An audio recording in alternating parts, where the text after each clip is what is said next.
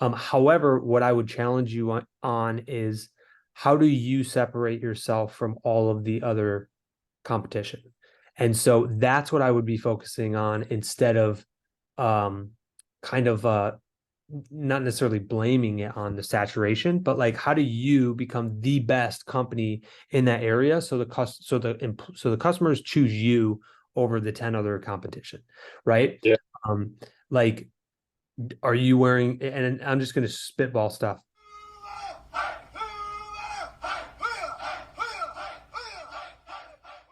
Awesome. So, Well, sounds good. So obviously, so we just met at the GIE Expo, right?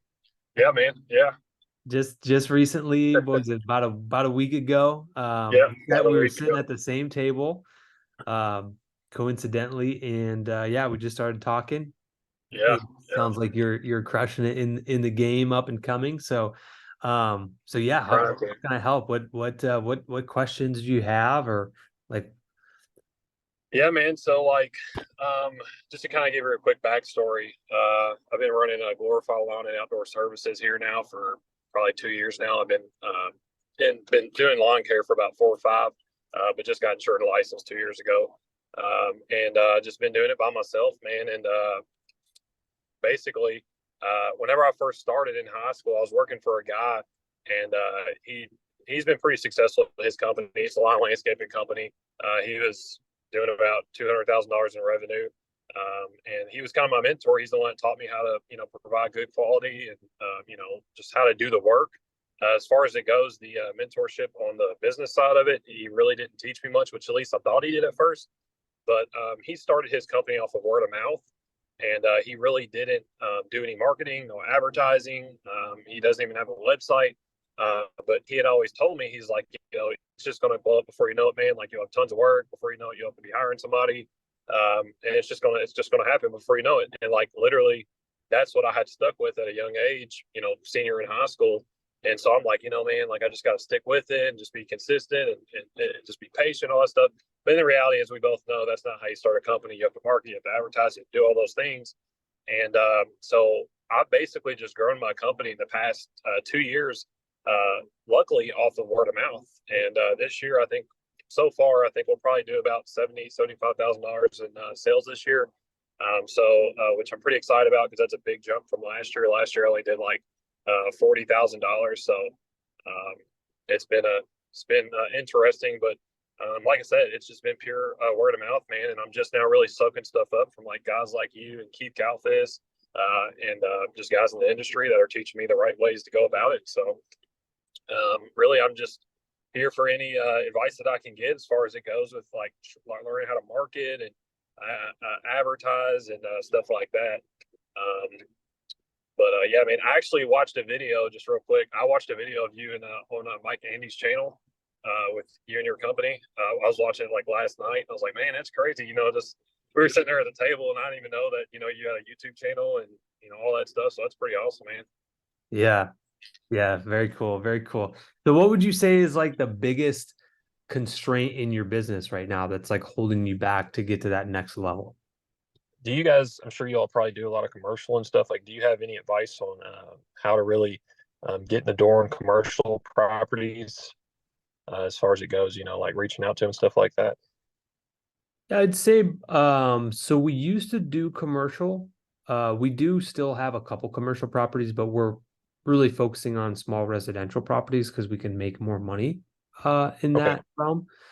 And then we'll be able to pay our team better and take care of them and all that stuff, right? So like as far as commercial goes, the good part about them is like it's broken up typically over like a contract, a 12-month thing, to where you're still getting residual income like in the wintertime and stuff like that. But as far as like landing those contracts, what I used to do is I would go door to door. I'd get in Yeah. front of their face, I'd introduce myself. Hey, my name is Will. Just got out of the military recently and started my own company. Do you guys mind if I, put a bid in? Can I compete for your business? And most of them will be like, sure, like it's an option. So if you're maybe cheaper or better quality, like they may, conform to you. But When you do that, you want to make sure you're talking to the decision maker. So like a lot of times it may just be like a person behind the desk who's just an employee there. You just Yeah. want to say, hey, like who makes the decision on the lawn care uh, contracts around here? And that's who you need to get in contact with. Oftentimes the owner may not be around, but just get their contact information. And then when you call them, like, hey, I just want to know, I'm a local, up and coming, getting my business started. We've got insurance and all that stuff, and just try to sell yourself that way. But that's normally what I would do um, Okay. to All right. kind of get Awesome. contracts. And I know you guys are actually trying to branch out to another location.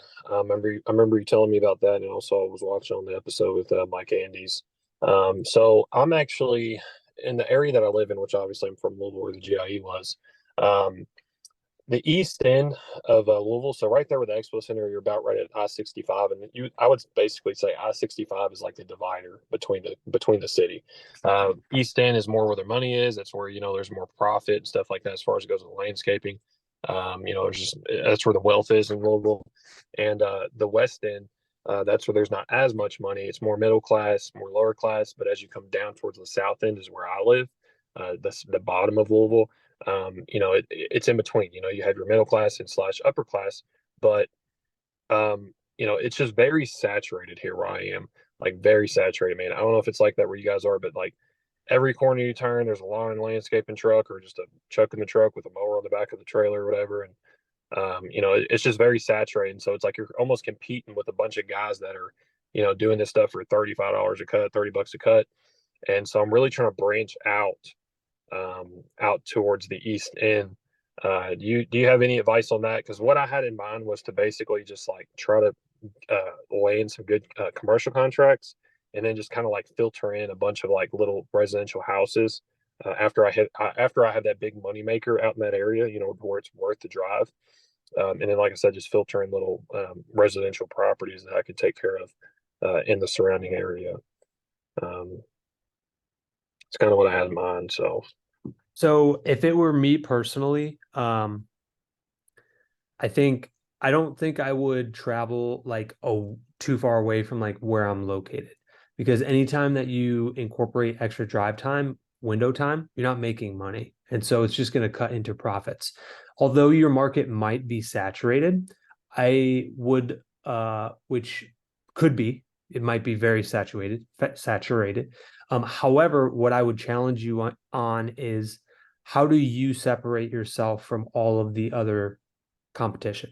And so that's what I would be focusing on, instead of um, kind of not necessarily blaming it on the saturation, but like, how do you become the best company in that area, so the customers choose you over the 10 other competition, right? yeah. Um, like, are you wearing, and I'm just going to spitball stuff. Are you wearing uniforms, right? Shirt tucked in, neat appearance, eye protection when you're on the job. Um, are your trucks logoed up? Truck and trailer have logo signage, stuff like that. Um, if there's a complaint on the customer's property, how well do you follow up with them and fix it, or maybe refund them if they're not happy, so they tell their friends? Your emails, when you send them out for quotes, do they have 5 bullet points on why you're better than the competition, i.e. you're insured, you take maybe credit cards? I'm trying to think. Maybe you do background checks for your employees. You do drug testing for your employees, right? How do you start to separate yourself from all of those other, competition companies that are in your area, so that way they choose you? Like in our emails, when we send out a quote, we have a picture of our entire team standing in front of a yard sign that says yard of the month, right? And so like, what impressions are you leaving, or are you just sending like a blank a standard email, right? Okay, here's your price. All of these things, you have to kind of put yourself in the customer's shoes. What are their uh what are they perceiving of you, right? When they see your uniforms, your trucks, and all that stuff, to where the other guy, like, I mean, we have a lot of guys that cut in our yard, but not a lot of them have uniforms. Not a lot of the trucks are even signage I have signs on them and stuff. And so like sometimes I'll pull up and the guy's like smoking a cigarette on the property and I'm like in shorts. And I'm like, Yeah. Yeah. you know what I mean? And so I would just challenge you on how do you become, I would ask yourself this question every day. How do I become the best one? There's 15 other companies. How do I become the best one? Yeah. And so just keep challenging yourself. We have office staff. So like that's one of our bullet points. When you call, we answer the phone. And if Yeah. we don't, we'll call you back same day or within like an hour. Yeah. Most people don't have that. They're solo entrepreneurs, they're out in the truck, they're mowing, they can't answer the phone. So like we're very receptive, right? Stuff like that. Yeah. Sure. That's awesome. Yeah. Because that's one of the things, like as far as it goes, like logoage and stuff, signage and design stuff on the truck. Actually, so it's like right now I have a 1500. It's a OH Chevy Silverado. And I want to eventually get a new truck whenever I do get into snow plowing, whenever that is, whenever the time's right. So it's like I don't want to get like decals on it, but I am getting something on the back glass. My trailer, I have a 7x12 enclosed. I want to go bigger. I want to go with something more efficient, more practical, like 8.5x16. But right now, it's like I don't have there's no money in a hopper to be able to spend 15 grand on a enclosed trailer to get it, especially like I said, just to get it like signed up and stuff for advertising. So it's like I have to go to the more cheaper ways, like you said, more free ways to advertise and market. So that's why I'm really going to push, try to do door hangers and stuff like that, and mailers. But so that's what I'm trying to do right now. Trying to think, man. Like there's so many questions I'll always have, and then it's like, no, I'm on the phone. I can't even think of them all right now. Uh, um, what do So you think about? I'm sorry, go ahead. Oh yeah, you're good. So like, what do you think about if I was to pay somebody like under the table right now? Like if I was to have a guy like just working with me or something, just paying him cash under the table until I start making more money. What do you think about that? I think if you want to scale, I would start to obviously in the beginning, like we had to do what we had to do, right? Yeah. Sometimes you just got to do what you got to do, right? So, but I would say if you do want to scale the business and build something that's sustainable, that you're proud of, that you can maybe hand off at some point, I would challenge you because you're gonna look as you grow, your time gets less, right? So like right now, you have so much time, and maybe not, right? You're the one out there like mowing a lot, like you're still mowing at 6 o'clock right now or seven, maybe where you're at. But Yeah.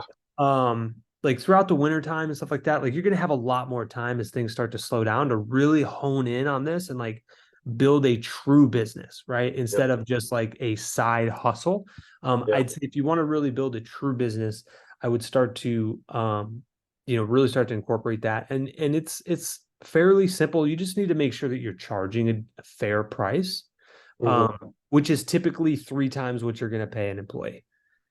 Right. So if Okay. you're going to pay somebody under the table, maybe $15, like you just need to make sure if you were to do it legit, um, that you need to be probably easily charging $50 an hour Hmm. per man.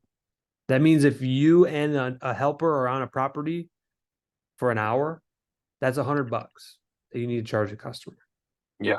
Yeah. So Right. that's what I actually been. It's like we do landscaping. We'll do like some jobs and stuff. Like I did my first elevated landscaping wall this year with just like digging down, making sure everything's level and all that stuff. First time doing that, which I actually did that by myself. But we do some landscaping and I charge $115 an hour just to try to get it up there. Like even for like mulch, I charge $100 per yard. And so like I've been working to really get those prices up there. That way, whenever I do have somebody come on, I'm not like in a bind um, and stuff like that. But it's just a matter of whenever I can get that business to the point to where I need somebody. Because like I said, like I mean, I literally man thought it was just going to like come out of nowhere. I was just going to be able to get work, and it's just going to come just literally come out of like the clear blue sky. But quickly I realized after like plugging in with guys like you, that are on social media, is that you have to go out there and get it. Like this is like it's a dog eat dog world. Like you have to go out there and want it yourself. And so I've really been trying to dial in on what I'm going to do next spring as far as it goes, advertising and marketing. Which, like I said, I have a Google page, Facebook page, and I'm just really looking to grow that brand and get it in front of people. So, do you have any other strategies besides, uh, like mailers and door hangers and stuff? Do you have any other strategies that are like, I guess, relatively kind of cheap? As far as like the cheap ones go, yeah, like I said, I mean, so many people overlook the Facebook groups. Dude, I'm telling you, like we get a ton of people. And what I do is I sit in there like a hawk come springtime when people are like, "Hey, who has somebody who has a landscaper they recommend?" I am commenting on my own company. I Oh, say really? they are awesome, and I tag the website, right? Like Yeah. I'm my biggest fan, and I'm telling you, so many people, and that's free. All it does Yeah. is, and I'll check it 3 times a day, and the Facebook algorithm knows that I like to comment on those, so they push that way up, and then I'm normally the first one. That's awesome. Next door is a good one, is free. What you could also do is like in those groups is literally just take a picture of you in front of your truck Yeah. and dude, just share 5 sentences about you. Hey, I'm a faith-based Christian, just starting out my business, glorify, outdoor company. Um, this is us. Let us know if you need Yeah. anything. Here's a couple things that we offer. Like people will gravitate to that and start to support you over the competition as long as you can, be reliable, show up, and and just be there. When you say you're going to be there, and if you're not, just let them know. Email them and reschedule. I think Yeah. so. The first location that we built to what is now close to $600,000 in revenue. We built that off of basically door hangers. But you have to do it at the right time. So right now, I'm not putting door hangers out. Like it's Yeah. fall, and we even tried to do that for leaf cleanup season and put door Oh, hangers. And I'm telling you, like it's not where you will get the most return for your money in marketing is the gold rush in spring rush. That yeah. is like that 8 to 10 weeks right when the grass is starting to come out of dormancy and grow. Dude, That's I'd be working 6 days a week. I mean, we don't work on Sundays, but like I would be working 6 days a week, 12 hours a day, putting as many door hangers out I could on people because that's where you're going to get your customers during yeah. that time frame. You So know, what window has go? I mean, obviously, I know that Texas is different than Kentucky. Like our winters probably stretch out longer than you guys. When do you guys start mowing? so we go from March. We start at March 1st, Okay, and well, that's a time we do. like what you'll want to do is probably start about a week or two before the grass or the mowing Yeah, season begins. yeah, You get in the door and don't stop once it go. And what's going to happen is your phone's going to be ringing off the hook. People are going to be reaching out to you, all that stuff. But like you can't take the foot off the gas. Like you yeah, gotta grind for those like 2 months straight. Like yeah. you get done with a route and it's 5 o'clock. All right, I'm gonna go do door hangers for an hour or two, or hire somebody to go and do it. You know what I Sure. mean? Like, Yeah. Well, that's the um, thing. Like, I don't. I mean, I got plenty of time on my hands. Like my list, it only takes me 3 days to knock my list out. Like I said, that's 35 to 40 yards. So, and obviously in the wintertime, I got plenty of time on my hands. So it's like, which I will be working a part-time job this year. I usually try to every winter and then, go into it until business picks up. But I'm going to literally probably try to spend like a full week and just like literally just saturate just one area, and get a couple, probably a couple thousand door hangers, and really just spend as much time as possible passing all of them out. So, yeah, that's good. That's awesome that you guys were able to really like blow your company up just off of those because that's that gives me a lot of confidence in that tactic. So, um, yeah, sure, I yeah, and appreciate it. and and just a disclaimer on that. It took 4 years. Yeah, Like It took 4 years. So what you got to understand is the areas that you already have customers, that's where you need to double down because they already see your truck driving around. That's where Yep. I'd be handing out the flyers because now they're going to see your truck. Now they're going to get a flyer. Those are all like touch points. So the more touch points that you have with somebody, I think it's like 7 or 11. After that many touch points, you're going to be at the front of their brain when they're like, "Oh, I need mowing." Yep. I've seen the Yep. guys, truck here often, and so, um, but yeah, that's what I would recommend. Just double down in those neighborhoods. Okay, awesome. And then, so what do you think about as far as it goes, like how do you guys do your bookkeeping? Like I don't know if you guys have somebody that you hired in to do it, but starting off, like what was your tactics, as far as it goes, like staying keeping everything organized and like doing paperwork at the end of the year? Because actually I do job right now and I love it, but next year I'm putting everybody's cards on file because it's like I hate having to chase after payments and stuff, and it's just a complete hassle. So do you have any advice as far as it goes to like just little things I can do to like stay organized as far as it goes, like getting paid on time, and even honestly, as far as it goes into like keeping track of it for like a profit and loss statement, like for at the end of the year. Yeah, so a couple things. Jobber, I don't know if it has automations, but you can set something up to where like if the card doesn't process, then after maybe like 2 or 3 days of it still being outstanding, they get an email that says, "Hey, your card is not like getting billed." That way you don't have to do it all the time and follow up with them.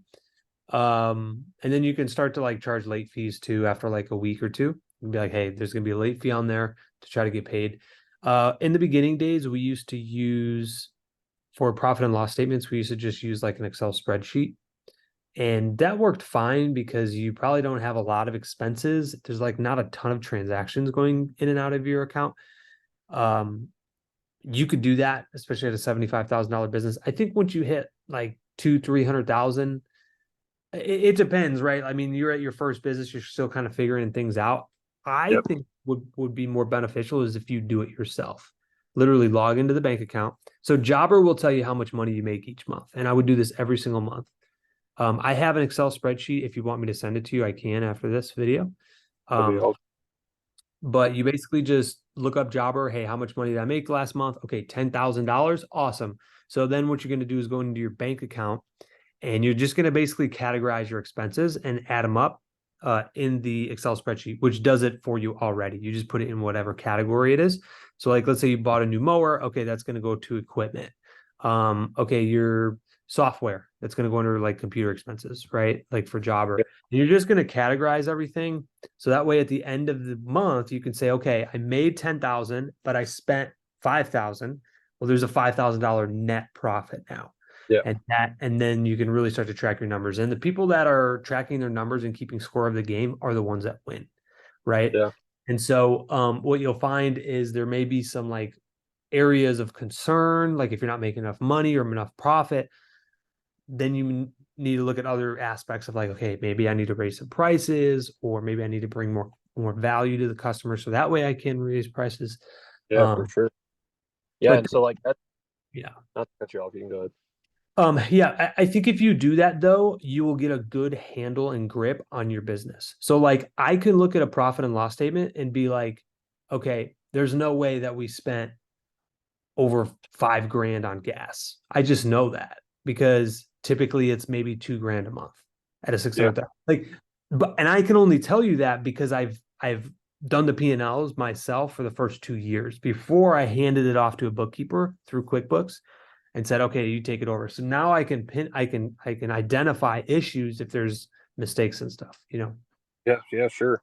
Um, Lost my train of thought. What I was going to say. Uh, oh, yeah. So like, and to kind of like touch on it, as far as it goes, like the clientele that I have right now, like every year I've like kind of like weeded out the ones that were just crappy clients, crappy properties and stuff like that, and just really dialed in on the people that actually like, wasn't just trying to get like something done for cheap or for free. And so I've been seeing a good clientele right now.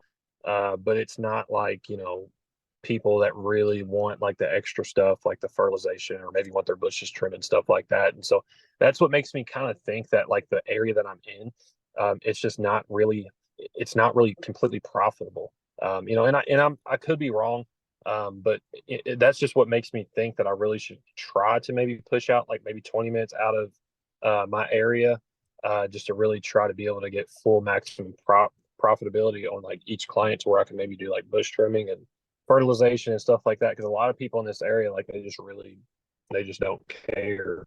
So it's like, I'm still going to push, and I'm still going to obviously try to get more clientele out here, but it's just going to be kind of a jump to try to like get out to the other end of town as well. So um, that's a really big thing, because it's like you want to try to maximize profits on each client, but whenever you have clients that just don't really want that extra service, it's just kind of like, what do you do? So, um, but yeah, man. I mean, it's been a interesting year as far as it goes, learning all that stuff, and just trying to learn how to really figure out my numbers and stuff like that. Which that's what I'm learning now. So I'm just trying to really get that stuff in line as far as it goes with figuring out my expenses, figuring out how much I'm making. Because I've not done that until this year. Like this is the first year I'm actually trying to gauge all that and really know how much I'm making at the end of the year. So yeah. Let me make sure I write that down. It's Um, awesome. Yeah, you're crushing it, dude. Like, um, I would just try to figure out what the pain point is in that local area. I know you said like some of them don't care.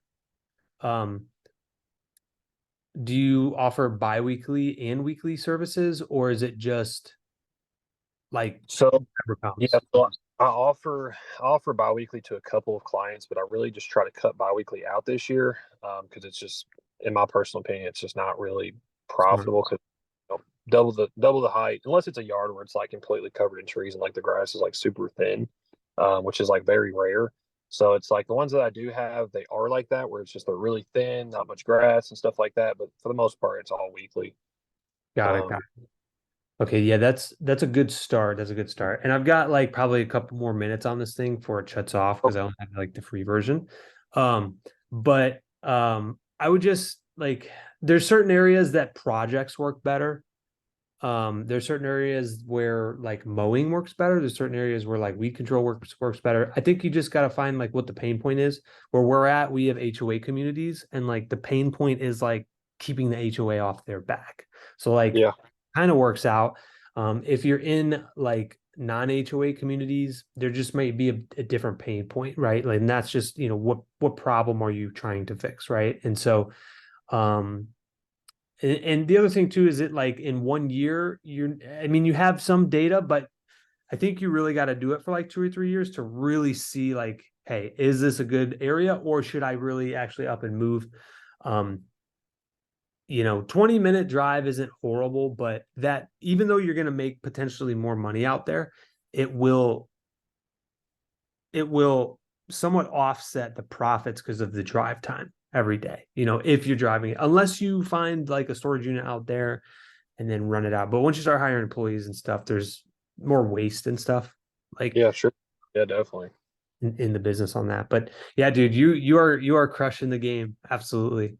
Trying to, man, trying to. It's like I said, like a huge setback for me, was the fact that I'd been told by a guy that, and I was still, I mean, he's a good guy, he's a great guy, but he didn't have to advertise, he didn't have to market, he just knew a ton of people, and so like he literally was able to plug in with all the people that he knew, and he had a few like really like key properties that are like one of his properties, we call it the compound. I mean, literally, dude, it's like a mansion, and next to the mansion is like their headquarters for this like restaurant that they own. They own multiple locations, and so like he has like a lot of like really like key properties that just like really just like helped him like blow up.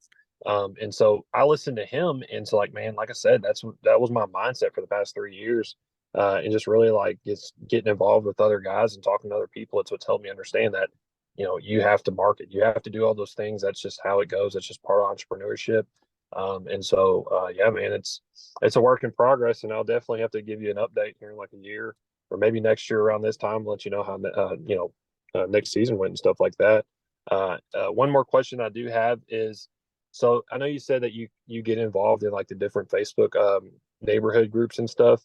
So I did try that at the beginning of this year, but for some reason it seems like you have to be part of the neighborhood to be able to get accepted. I don't Yeah. know if So that.